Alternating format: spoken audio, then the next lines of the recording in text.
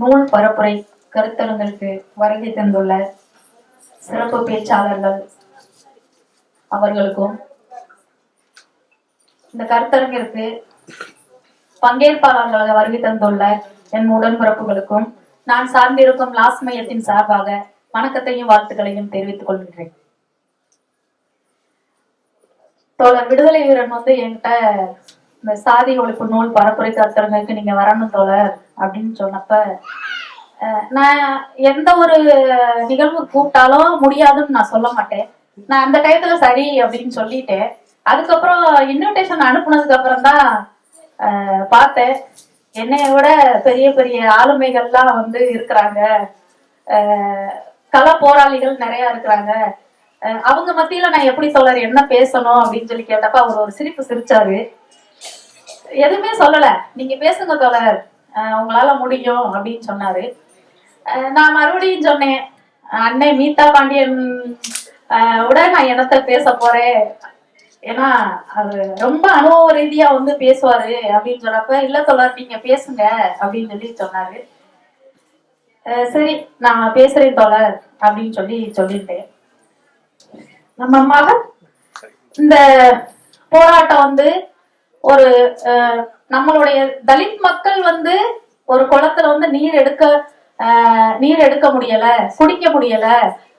அத எங்க தலித் மக்கள் எல்லா நீர்நிலைகளிலையும் நீர் அருந்தணும்னு சொல்லி டாக்டர் அம்பேத்கர் 1927 அந்த போராட்டத்தை துவங்கியிருந்தாரு.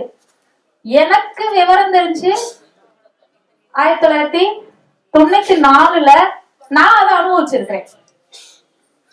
கண்கூட நான் அனுபவிச்சிருக்கிறேன். எங்களுடைய கிராமத்துல மற்ற இன்னொரு ஆதிக்க சாதி இருக்கிற அந்த குளத்துல போய் நாங்க தண்ணி எடுக்க போக முடியாது.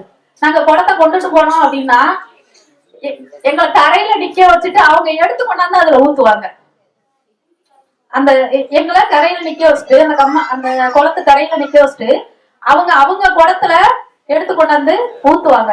அப்ப எல்லாம் எனக்கு தெரியல, சின்ன வயசுல சரி ஒருவேளை எதுக்கு அப்ப அந்த அளவுக்கு அதை யோசிக்கிற அளவுக்கு எனக்கு திறனும் இல்ல. ஆனா நான் எங்க அப்பத்தாட்ட கேட்பேன், எதுக்கு நம்ம தண்ணி எடுக்க போகும்போது நம்ம ஏன் அந்த குளத்துக்குள்ளே நம்மளை விடல, அவங்க ஏன் கொண்டாந்து ஊத்துனாங்க அப்படின்னு சொல்லும் போது நம்ம எல்லாம் எஸ்சி விட்டாளுங்க, எங்க அப்பத்தா சொன்னாங்க, நம்ம எல்லாம் எஸ்சி விட்டாளுங்க, நம்மளையெல்லாம் உள்ள விட மாட்டாங்க.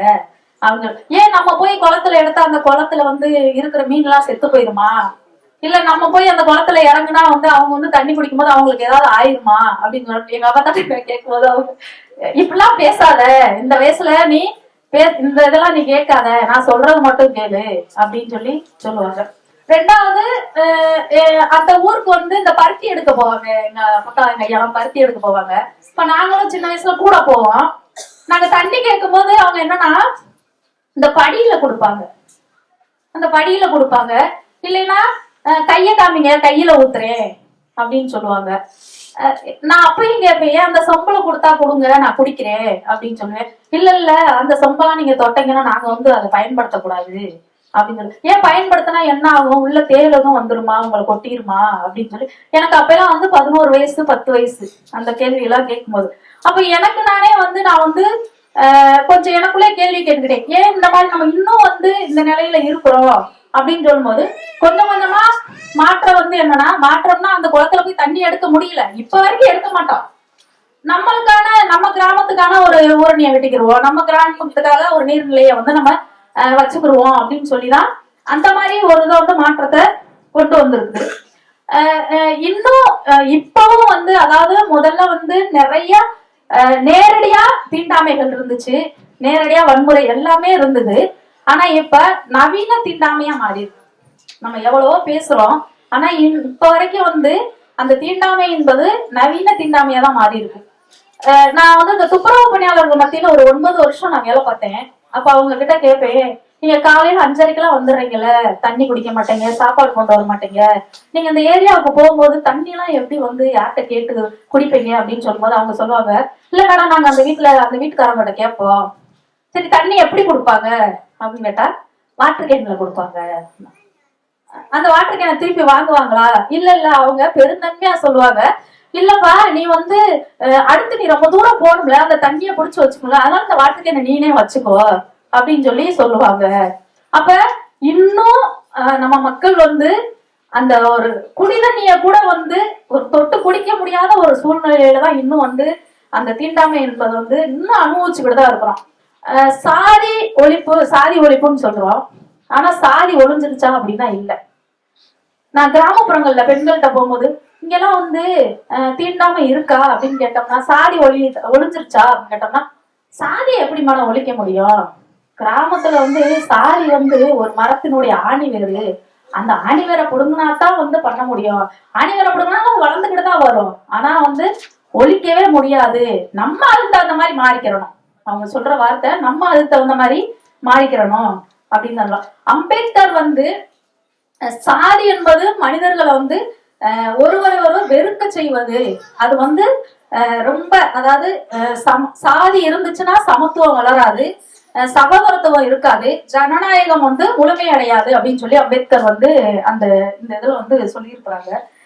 ரெண்டாவது பாத்தீங்கன்னா, இந்த சாதி ஒழியணும், கொஞ்சமாவது இதாகணும் அப்படின்னா வந்து கல்வி ரொம்ப முக்கியம்னு சொல்லி அம்பேத்கர் சொல்லியிருப்பாரு. எனக்கு இப்ப வந்து ஒரு 38 வயசு ஆகுது. ஆனா நான் எந்த மாதிரி வன்கொடுமைகளா அனுபவிக்க கூடாதோ எந்த வயசுல அது எல்லாமே அனுபவிச்சு வந்ததுதான். ஆனா இந்த அளவுக்கு நான் வந்து ஒரு இடத்துல நின்று நான் பேசுறேன், ஒரு அரசு அதிகாரியை எதிர்த்து பேசுறேன், ஒரு அரசியல்வாதியை எதிர்த்து பேசுறேன் அப்படின்னா அதுக்கு முதல் காரணம் என்னுடைய கல்வி.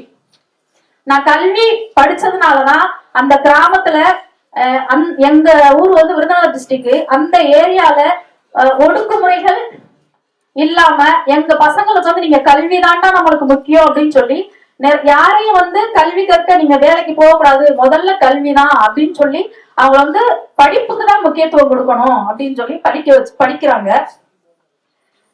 அடிமைத்தனத்துல இருந்து வெளிவர முடியும் நம்ம கல்வி அப்படின்னா. யார்கிட்டையும் வந்து சார் சொன்னாரு, துண்டு போட்டுட்டு போக முடியாது, செருப்பு போட்டுட்டு போக முடியாது, சைக்கிள் ஓட்டிட்டு போக முடியாது அப்படின்னு சொன்னாங்க. அந்த சைக்கிள் ஓட்டிட்டு போகும்போது என்னை வந்து, அதாவது கவர்மெண்ட்ல கொடுத்த சைக்கிள் ஓட்டிட்டு நான் கடைக்கு போனேன். இந்த சாதிக்கார புள்ள நம்ம தெருவுக்குள்ள சைக்கிள் ஓட்டிட்டு வந்து அந்த சைக்கிளோட ஒரு எத்தினாங்க என்னைய. அதுக்கிட்டே வீட்டுக்கு வந்துட்டேன். அப்ப எங்க ஐயாட்ட சொன்னேன், என்னை ஏன் சைக்கிள் ஓட்டிட்டு போனான்னு.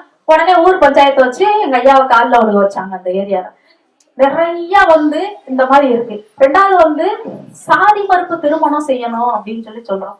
எல்லாத்துலயுமே புல்லட் ஓட்டுனா இவன் வந்து பெரிய புல்லட் ஓட்டிட்டான், நம்ம முன்னாடி புல்லட் ஓட்டுறேன்னு கைய வெட்டுறாங்க. ஒரு காதல் பண்ணா காதல் வரணும், வராம இருக்கிறது மனிதனே கிடையாது. அது யார் மேல வேணாலும் வரலாம், எந்த சாதிக்காரங்க மேலும் வரலாம், அது மாதிரி எந்த மதத்துக்காரங்க மேலும் வரலாம். ஆனா காதல் பண்ணா ஆணவ படுகொலை பண்றாங்க. ஒரே தலித்துக்குள்ளேயே ஆணவ படுகொலை பண்றாங்க. சாதி மறுப்பு திருமணம் செஞ்சாலும் ஆணவ படுகொலை பண்றாங்க. ரெண்டாவது பாத்தீங்கன்னா அந்த ஊருக்குள்ள வந்து சேர்த்துக்கிறது கிடையாது, ஊரை விட்டு ஒதுக்கி வைக்கிறது, வீட்டுல குடும்பத்துல சேர்த்துக்கிறது கிடையாது. நிறைய இப்ப ஆணவ படுகொலை வந்து அதிகரிச்சுக்கிட்டு தான் போகுது. சார் சொல்றாங்க சுருக்கமா பேசுங்க அப்படின்னு சொல்லி சொன்னாங்க. இன்னும் வந்து சாதி தலைவிரிச்சு ஆடிக்கிட்டுதான் இருக்குது, சாதிய வன்கொடுமைகள் நடந்துகிட்டு தான் இருக்குது. நம்ம அம்பேத்கர் வழியில கல்வி கற்கணும், மாற்றத்தை கொண்டு வரணும்னு சொல்லிட்டு எனக்கு வாய்ப்பு கொடுத்ததுக்கு நன்றி கூறி விடைபெறுகிறேன். நன்றி, வணக்கம்.